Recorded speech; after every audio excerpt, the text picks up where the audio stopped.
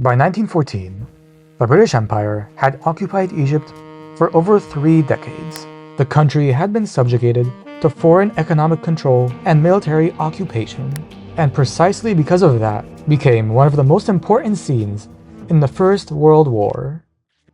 Through the Suez Canal, the British Empire received tons of men and natural resources from its crown jewel, India. The British essentially had a choke point right in Egypt, and that was a choke point that the Central Powers sought to take advantage of. This is episode 7 of Egypt's recent history. Last episode, the Egyptians tried to resist British occupation, and that episode is in the description. Now, however, it is the year 1914, and in the Ottoman capital of Istanbul, a certain group of people were about to make a fateful decision. The leaders of the Ottoman Empire declared war on the United Kingdom. From Germany's perspective, that decision was a strategic imperative, because if the Ottomans were able to take over the Suez Canal, then they would be able to cut off a significant amount of the supplies going to the British on the European Western Front. So with the Ottoman declaration of war, the British had to protect their control over Egypt.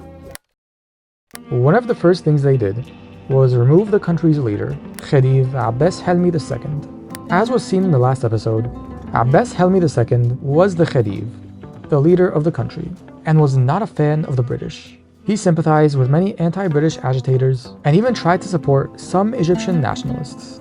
Not surprising then, when the war broke out, he was accused of sympathizing with the Ottoman Empire and was subsequently dethroned. The dethroning of Abbas Helmy though was more than that, because Egypt throughout this whole time was still a part of the Ottoman Empire, nominally speaking. The Egyptian government still paid a tax to the Ottoman government as proof of its loyalty to the empire. Now, however, the British ended that situation and ended the rule of the Khedive. In its place, the Sultanate of Egypt was established, and the country officially became a British protectorate. And that new era would be ushered in with Sultan Hussein Kamil's rise to the throne. Now, it was time for the Turks to make their move.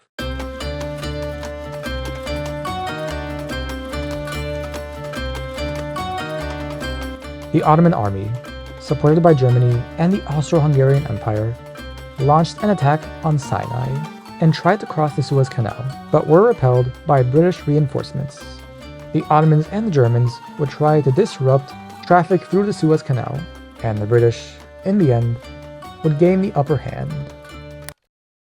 Meanwhile, on Egypt's western border, the Ottomans had another trick up their sleeve. Libya at this time was supposed to be under Italian colonial rule, but the Italians were having a bit of trouble controlling the nation, and the Libyans resisted heavily. In the eastern region of Libya, the area known as Cyrenaica or Barca in Arabic, there was a group called the Senussi Order. The Ottomans and the Germans would send support to the Senussi Order to launch attacks on British-controlled Egypt.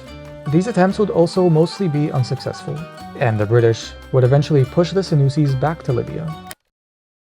As for the home front, this paper sheds light on what the people thought, and largely says that many Egyptians were unsympathetic with the British, especially the middle and the educated classes. That wasn't out of a love for Germany, however. The overarching theme was a rise in Egyptian nationalism and a desire for independence.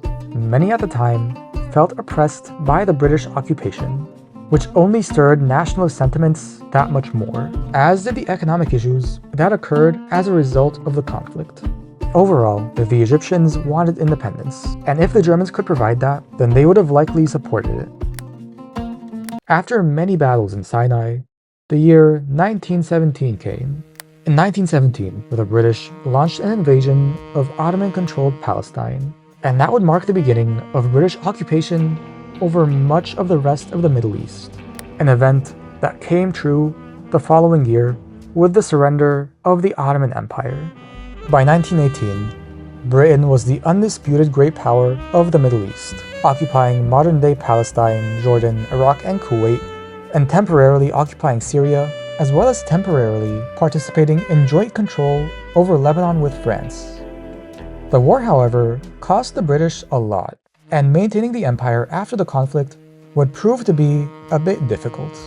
In Egypt, meanwhile, the wave of nationalism would not subside, quite the opposite. It would grow greatly. The year after the war's end, 1919, would see a massive anti-British revolt sweep the entire country, and that would be a revolution which the British would have to come to terms with. And that revolution will be seen in the next episode. So until then, thank you for watching.